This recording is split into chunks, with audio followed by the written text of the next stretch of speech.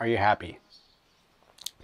Because the last time we said we need to cultivate joy, we said that was a way out of depression and sadness, but really the question is, are you happy, and what do you need to do to get happiness? How can you be happy, at least in the realm of wisdom, right? What does it mean to be happy? Wisdom knows what it's talking about, and if it knows what it's talking about, it knows the path to happiness. Well, wisdom is always practical, and so we can always assume that there are going to be some real practical things for us to take away if we're going to ask a question like, are you happy? It's not just that we're theoretically trying to figure out some ideas about happiness. No, wisdom wants you to be happy in the concrete.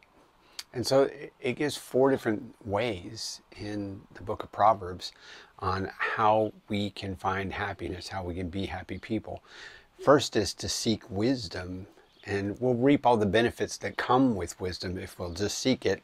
Proverbs 3:18 says if we hold on to wisdom, we'll be happy. Proverbs 8:32, if we keep the ways of wisdom, we'll be happy. Why is that? Because all the stuff that comes with doing the wrong thing, all the consequences and all that misery will never be ours if we'll live wisely, because we'll always be doing it the right way.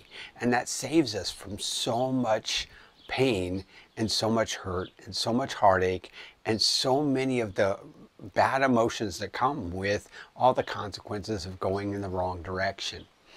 Secondly, it says if we're kind to the poor, if we're kind to those who are struggling, we'll be happy. Proverbs 14:21, it says, you show kindness to the poor and you'll be happy. Why is that?